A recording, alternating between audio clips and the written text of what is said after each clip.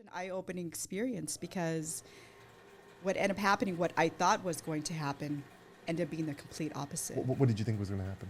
Oh, I was going to blow up and be successful and have this huge trucking company and had all these customers already promised me all this business, and I got none. I got one.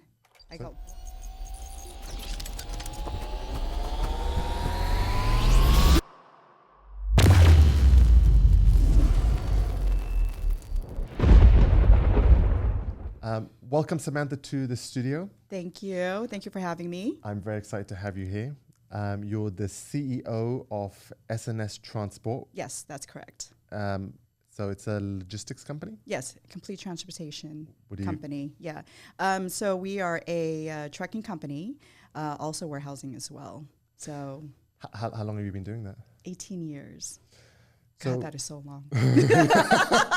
And I won't tell anyone that you're just 17. Oh, I know, seriously, right? Thank you. Thank you. So, so daily life on being a CEO, what do you do? Just right now, kind of overseeing. We're actually in we're expanding right now. So that's kind of exciting, taking on another warehouse. So we're doing that right now. But the day-to-day, for many, many years, it was just me really kind of doing everything, which is really, really hard work. But now I got good people in place. Eventually, I just kind of want to be hands off. Yeah. And, I've got the business now to where it's pretty much on autopilot, which is great, but it took a long time to get here. Now with all this past year, with the growth of the business and the product coming into the economy, how has that affected your business? Weirdly, we've been so busy. Booming, right? Yeah, booming. Yeah. It's scary. Yeah. It's too good. No, really, it's too good. It's almost like, when is this shit going to drop? When is this all going to go away? Yeah. Like, why is this all happening? We have all of this new business, and is it just because of what's going on, or is it people are really going to continue to use us after everything normalizes? That's right. When is it even going to normalize? If that even can happen? I mean, it's insane. So what I found, we've known each other for a long time. Yes. And what I found always spectacular about what you do is you're in a very tough world. Like it's being a lady, dealing with warehouses, truck drivers. How do you handle that? Like being able to go through the world with such, if you want to call it negative, but negative people seeing you as a lady. Yeah, in a male-dominated industry. Yes. Amar, you don't see me as a truck driver? It depends when you come in with the hat. Yeah, right? Look, okay, have many sides of me. But you know what? It's not anything complicated, believe it or not. I've been in this business alone probably for over 20 years. Started out at a mid-sized company, learned the business, started off as data entry, and then kind of worked my way up. Eventually became the office manager, and then the company that I was with had 6 offices in the U.S., and then they started sending me all over. Their corporate office was in Hong Kong. I started traveling to China. How did you find, when you're dealing with, even going through that life of the normal office? And that was a freight company before, I presume, as well. The freight company, which led me to having my own business. So now, did you find as you were growing up, was it the males who were trying to be one over you? Because now we're going back, 15 years, right? Yes, yes. Oh, definitely. It was always as though in this industry especially, it was more like you're a secretary. Yeah. Like, oh, hey, do this for me, make this copy for me. And I'm like, excuse me, you go make your own freaking copy, So and 2 sugars, please. Yeah, exactly. And I'm like, I'm not your secretary. I'm not here.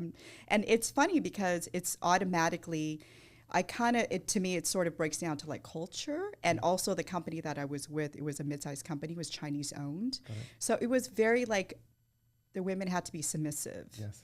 And it was very odd for me because I was like, no, I'm not one of them. I'm not gonna, sit here and bite my tongue and be a good, lady and, and smile and look pretty for you. And I'm like, no, if I have something to say, I'm going to say it. Yeah. And you might not like what I'm going to have to say, but that's your problem. You figure it out. So I did. I butted heads quite a bit with top management, but I didn't care because at the end of the day, what's right is right and what's wrong is wrong, right? And so So did you find that the arrogance with some of the people who believed they were right, being male, Yes. and they were just pushing it on you and Yeah, saying, absolutely. Yeah, absolutely. But every single guy that I came across in the industry it was like, wait, you're trying to get one over me because I'm a woman? Like, I don't understand what's happening right now. And it was sort of the same situation where I was working at a Fortune 500 company and we had an in-house trucker. And it was the same thing. He was like 5 feet away from me. But hey, can you tell me when something got delivered? Or yeah, I'll get to you when I can get to you. And I'm like, he just passed me over so many times. And I was like, how hard can this be? Yeah. You know what? I'm going to do this on my own then, because in my head at that age, there was no fear. There was like, you know what? If it doesn't work out, I can go and get another job. Yes. No big deal. It's not going to be at the end of the world. So culture-wise, let's go back into your culture. So where were you born? Vietnam. Vietnam? Yes. And how was it growing up in Vietnam? And actually, I don't really remember because I got here probably when I was like maybe 3. So I don't even remember I don't remember the journey. I don't remember escaping, going through all of that, which I believe it's kind of good because there's a lot of trauma also that I see from my older siblings. But pretty much my memory starts in Ohio when we got sponsored by a church. Wow. Yeah, so because apparently, we escaped Vietnam and then... This is the time of the war, right? Yes, 77, yes. I was born in 75. So we ended up in Singapore, and then from Singapore, we were sponsored by a church, and then we ended up in Ohio. And then we made our way to California. But even Ohio, it's all because I was so young. Yeah, I just remember a lot of family because it was all like the uncles and aunts and cousins. Like it was a bunch of us. So when you actually were, obviously you come to America now, your family's brought you over. Yeah. How's the lifestyle of your household bringing the Vietnamese culture to your household? I think... Or how are girls and boys treated? Yeah. How was that part of it? Oh, the boys were always the golden child, right? The girls were always more submissive and, you need to clean, you need to cook, you have to do this, you have to serve the man. And it was pretty much, and my mom, I saw my mom do that for my dad also. And, and for all of, she was always prim and proper, pretty much until, unfortunately, he passed away. And then not even a month later, she went out and got highlights. Wow. And I was like, wow.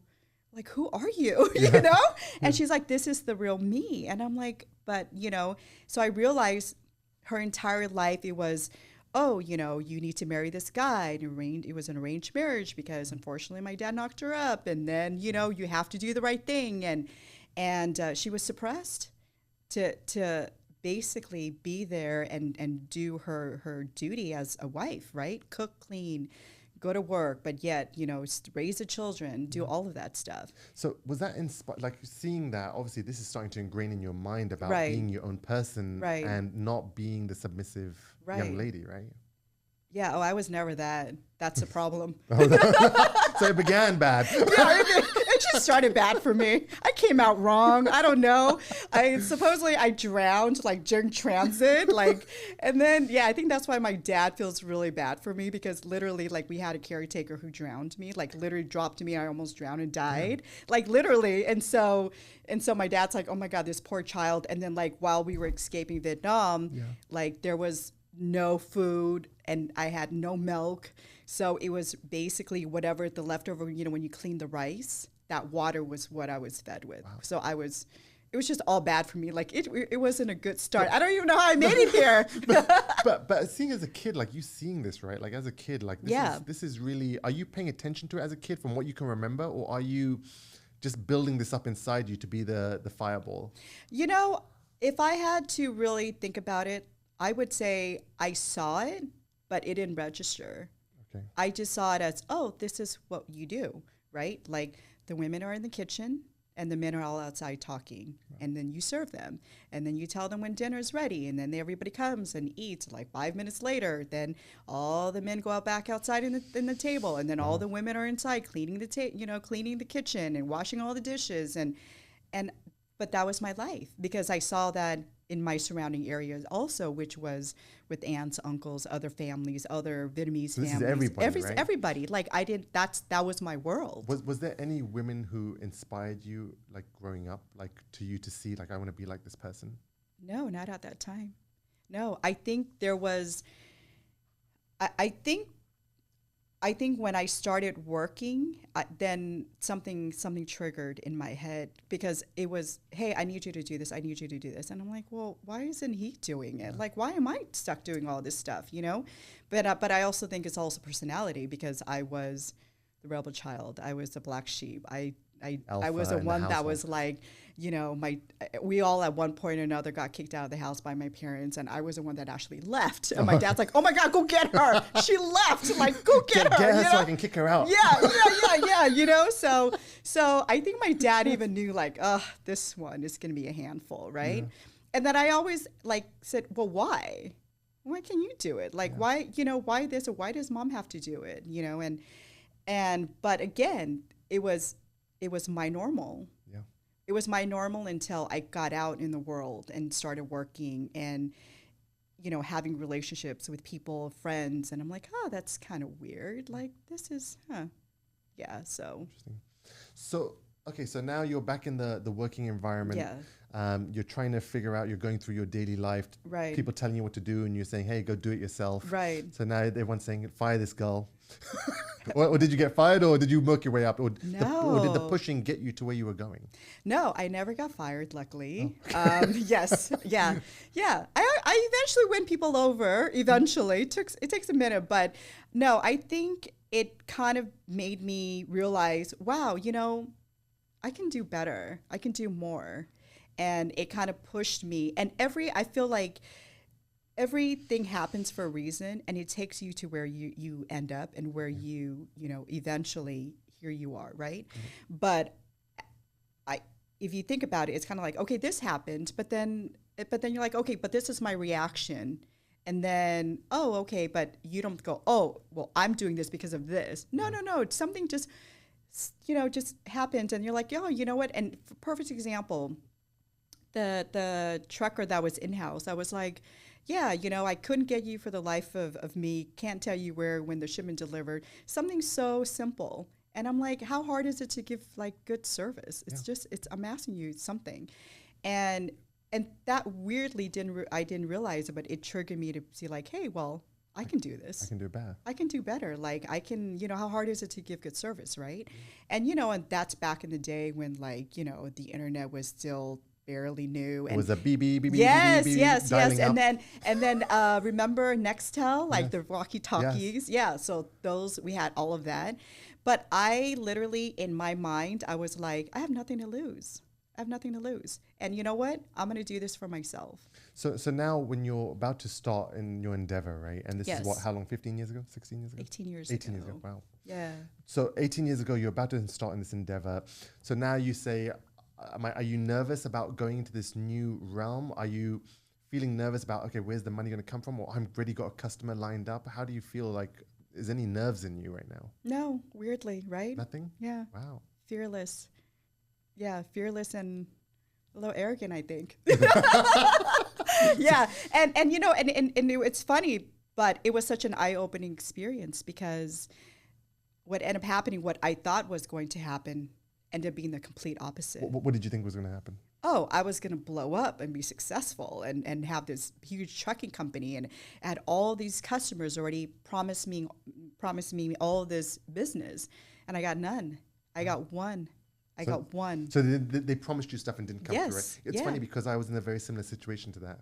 So the people who told me that they were going to give me work didn't come through with work. Right. And I'm sitting there with an empty warehouse wondering like, how am I going to fill this? Well, you're brave. I didn't even have a warehouse. I said, let me just start with an office. And let's throw the boxes in the office. Let's not even go there. My first office was 562 square feet. Wow. Yeah. First spot. So what happened? So you expected business. Yeah. You get going. Yeah. No one shows up. What do you do? So I said, okay, well, howdy. What are we going to do now, right? I got 4 drivers, right? And no business. And luckily, I had one customer that he actually came through. which I was really, really grateful for. So I said, okay, well, we need to figure this out. We need to get the business. And I got all these people that I employed are relying on me. So I made a rate sheet, area list, made my own little DIY folder, little business cards. And then every day, at that time, my first office was in Inglewood, right by LAX. So every day I picked a building and I went door to door. And so you were knocking every day. Every day? Every day. I picked a building and I said, okay, I'm going to go floor by floor, door by door. And it's so funny because you see, especially with what's going on these days and like how women are empowering each other and, you know, supporting each other. Oh, back then, no. And I knew it. I was like, if a lady opens a door, I have zero chance.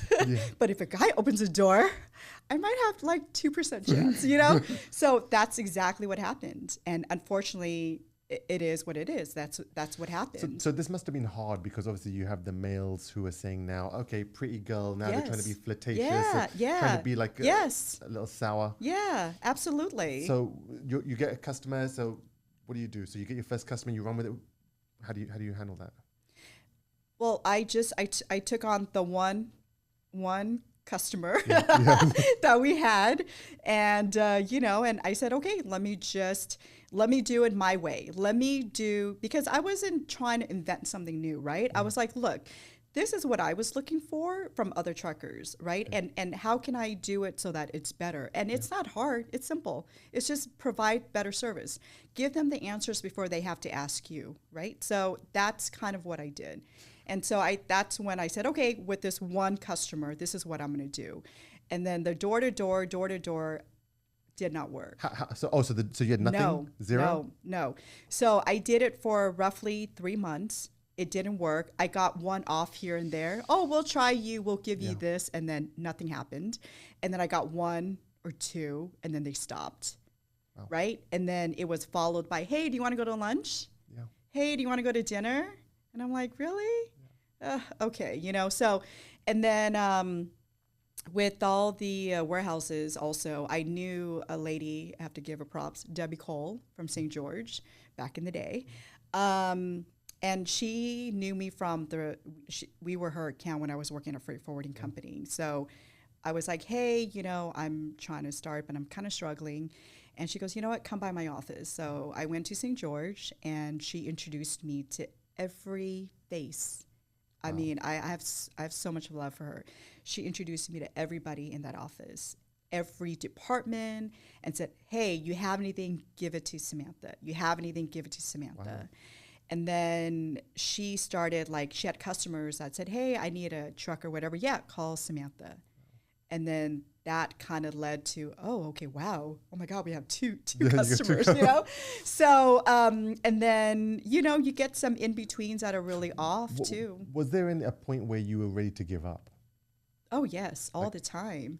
All the time. I think my low point was we needed the business, and this guy, he was importing and exporting betta fishes. Okay. And so literally I remembered like sleeping in the office because we had to go to Southwest to drop off and export these freaking fish. Right. So I was like, wow, this is where I'm at. Yes. You know, I'm sleeping in the office to deliver, you know, 2 boxes, you know, and I said, I'm like, wow, I'm not really sure if we're going to come through, you know, but I thought, you know what, hell with it. It's all right. I'm gonna do this until the wheels falls off. And right now we're on literally like 1 wheel, but it's okay. It's okay. We're gonna figure this out. One flat wheel. Seriously, it's like barely going. So I thought, you know what? Screw it. If I'm gonna ride this out until I can't. Yes. Yeah. But the moment of like waking up at 2 a.m. trying to get to the airport, that was when I was like, wow, this is. I don't know if this is willpower or this is just straight, I'm just desperate, right? Like, why am I doing this to myself? Why me? Why did I choose this? Yes, yeah. So But yeah, somehow things started getting better, and word of mouth, and the business was there, and eventually, little by little, and yeah, it was hard, really hard. So your company's expanding. Your company's Yes. doing great right now. Yeah. Where do you start like adding people? Where do you start like thinking about growth? Is it in your mind at that moment of where am I taking this? So are you just saying, let me just keep growing, add more tracks, I want to add this, I want to create. Do you have a strategy in your mind, or are you kind of, let me just patch it together? I want to patch this out. They need this, I need that. What do you do next? I definitely have an end game in my head, but at the moment it's more of, okay, I weirdly in life, I don't play it safe, but with business I do. I just feel like you just need to be a little bit smarter about your decisions, because a lot is on the line. And I have chosen over the years, I've gotten offers of people who wants to partner, who wants to merge, who wants to buy me out. I mean, anything possibly that you can think of, right? And I realized, after my experience in the first couple of years of having the business and doing everything all by myself, I realized, wow, and then my experience with my dad's passing, I'm like, life is too short. Yeah. Yes, at the end of the day, this is my business. This is my livelihood, right? But it's not going to consume me. And I decided at some point, you know what? As long as I can pay the bills and my employees are happy and my business is growing, then, I'm good. Yeah. I'm good. I'm not a big company, and that's by choice. And we grow steadily, but really baby steps. Yes. I rather, and I don't know if it's sort of more of a control issue, but it's to me, it's, look, we have the business, we're fortunate. The business is there. Good people are in place. And when I see, okay, when there is growth and I see, okay, my one employee to a couple of employees, they're at their max, yes. then you can just feel it when you need, when you can tell there's a need to add, yes. Right? Or when, no, we're not quite there yet, so to me, it's more of, I just kind of go with where I am, because again, with the pandemic and everything that happened, in my head, I was like, oh my God, like we're going to be at a standstill. Yeah. We're not going to have, there's no business, right? Because, containers, stores were not taking containers. Yeah. In the beginning, it was really scary because where's this all going to go? Yeah. Like, which direction are we all going to be out of a job? Like, what's going to happen? But then the reverse happened. Yes. Right? Yeah. Madness, complete madness. And it's probably the craziest that I've ever seen it in my time. So now that you're growing, like the company's established. Yeah. Now, as you're doing your daily, because this trucking business and warehouse business, again, you said male dominated. It is. I see it. It's tough. The guys beat me up. Yes. So how has it changed now with what you're going through? Has the mindset changed, or is it still a challenge with some of the people that you have to face, or truckers or warehouse guys who don't want to be there, or right? How do you deal with that? No, I think at this point with customers wise, I think I've really built my credibility, and I can proudly say I have a lot of clients that I've never met, and it's just all based on referrals. And I know what we do. I know the service that we provide, right? As far as the employees themselves, I think vendors. Yeah, everybody, they know. They just I think at some point they know how I operate. And the only time, it's funny because the only time I really have problems, it's when it's like, owner operator truckers are coming in to pick up or something, and they just have a bad attitude or something. Yep. And you're like, wow. Or, and again, to me, I treat my employees like they are my own family. I have a different system. I tell everybody, if I don't trust you, you're not going to work here, period. That's it. I'm not here to hover over you. You're not clocking in. You're not clocking out. This is what you need to do. If your job is done, great. If, some days are going to be later than others. But otherwise, there's a level of respect for everybody. And they see, like, at first it's funny because a lot of them are always like, are you sure she buys us lunch every day? Like, this is too good to be true. Like, are you sure? Like, she's this nice, you know, she never gets mad. She never raises her voice, whatever. But again, I'm very firm. Like, if I say something, this is it. But so that part of it, it's great, right? And I think any newcomer that comes in, it's an adjustment for them because they're used to a company where there's like, okay, you got to clock in, you got to clock out for break, you got to, you know what I mean? Everything is managed. Yes. And I give them a lot of flexibility, but they also understand that the flexibility and the generosity can be pulled instantly as quickly as I give it to you. So the only time is really that I do find issues now is when it's owner-operators coming in, picking up a load. They had a bad day, and, you know, they're rude to my warehouse guys. Oh, yeah, and then little trucker Sam comes out. Yes, yeah. You can get off my dock now. Thank you very much. So how's the pressure? Like, you obviously take on a lot of pressure, and I think people underestimate the pressure that a CEO takes on because you're responsible for everything. Yes. The trucks, the drivers, someone stole something, there's an accident, some product went out in the wrong place. Right. How do you handle the pressure? Weirdly okay. Weirdly okay. I always, in my head, I've been through freaking out, yelling, screaming. Chair through the window. You know. Kick the door. No, more like a phone to the wall. You know, so I've had all of that, right? Yeah. But then you just come to a place of like, look, it's going to cost me, but we're going to fix it and we're going to make it right. And when your employees makes a mistake, you're responsible. And I take full accountability. The good, the bad, whatever comes with it. But I realized that in our industry, unfortunately, the trucker is at the bottom pole, right? It's like you get kicked around all the time. And the pressure is on every single time because it's, hey, you know, my container has been sitting in the water for, you know, X amount of days and we're missing the cancellation date. We need this ASAP. Yeah.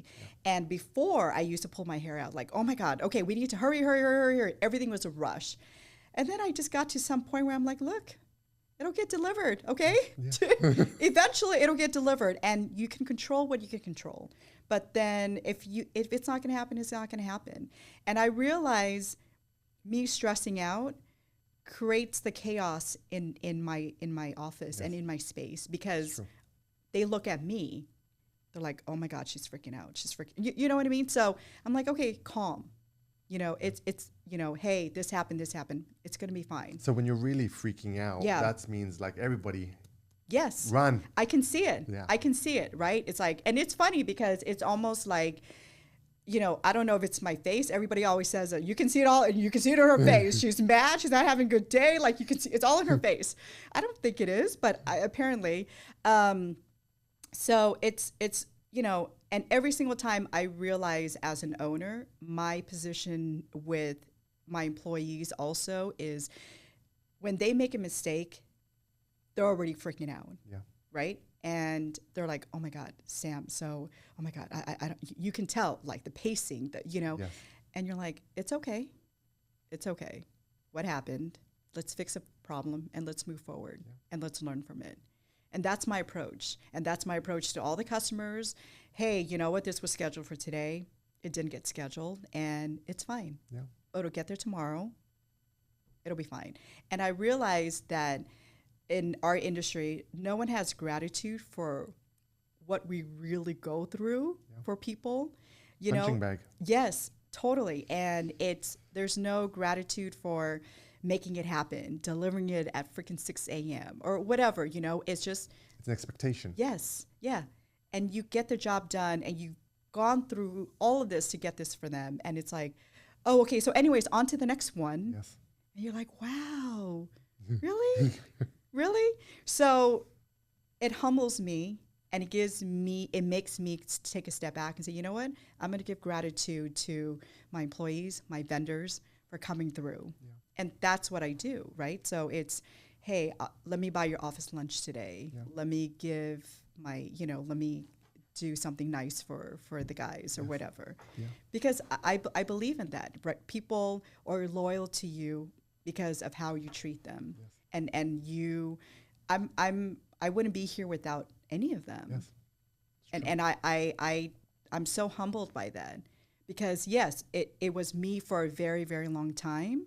But I mean, I had one day where I had to do it all by myself, and I was like, oh, I'm over this. Like, I'm not, how did I get back here? You Never know? again will I put myself in that position. Yes. Oh, this is so much work, you know? But it's just, I'm always grateful. Yeah.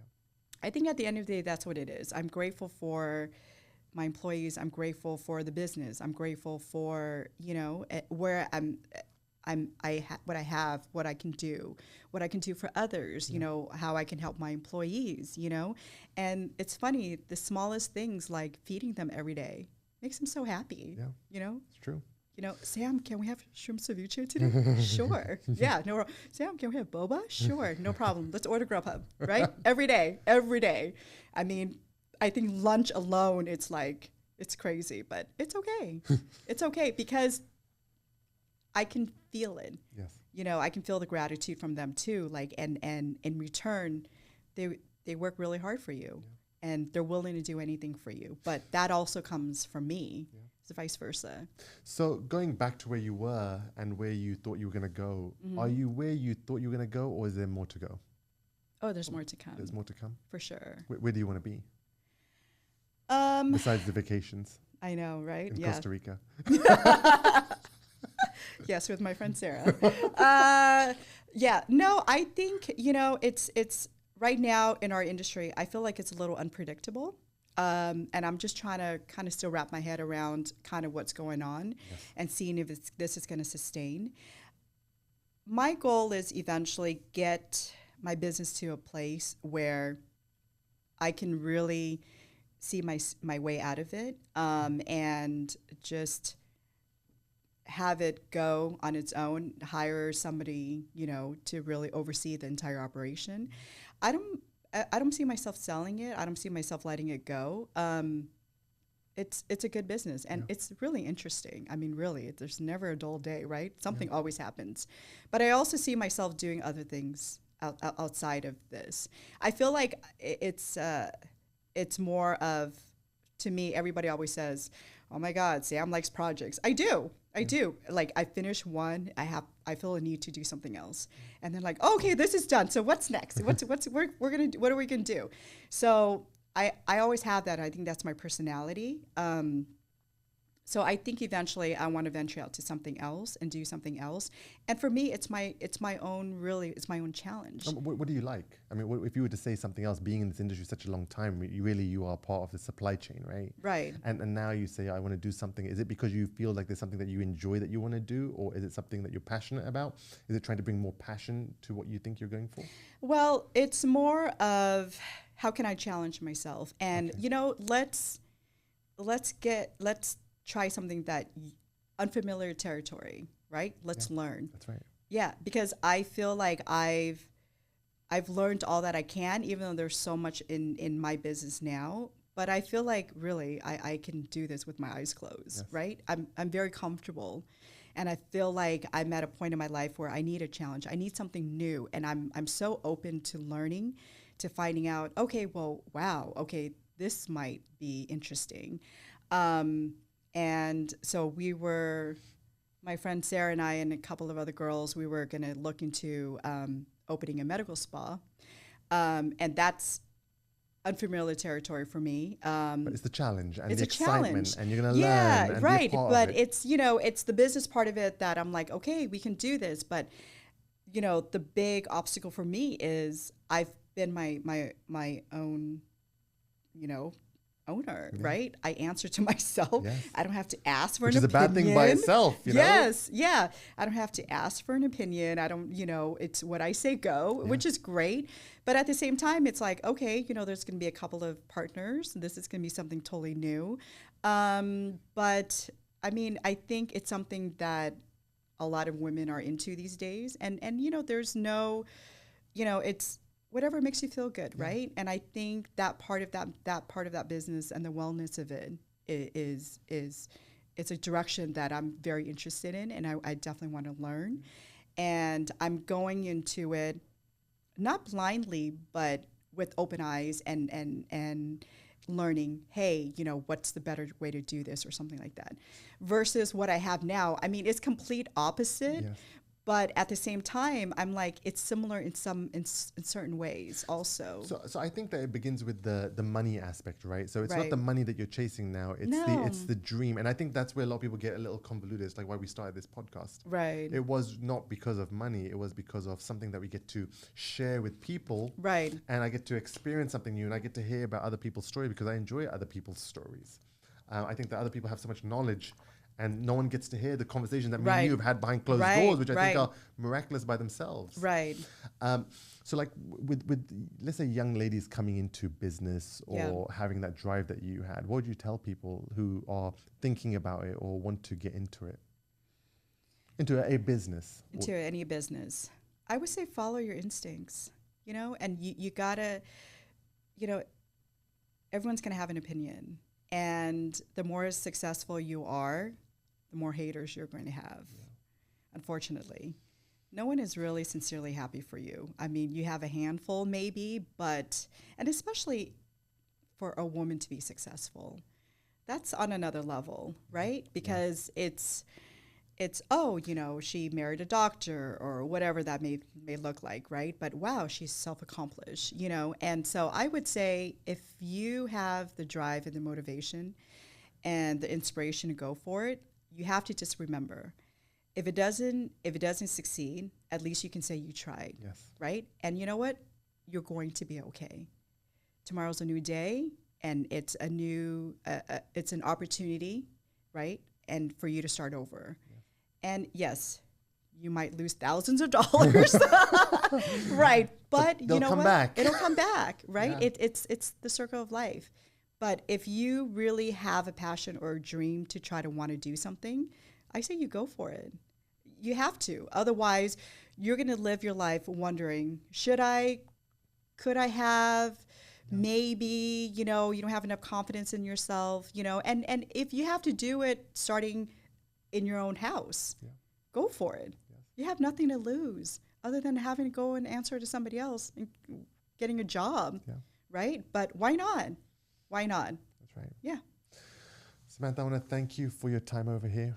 Thank you know we spent most of the morning together. So I look forward to our future podcast with you coming back on. Thank you very much, Samantha. Yeah, no problem. Thank you.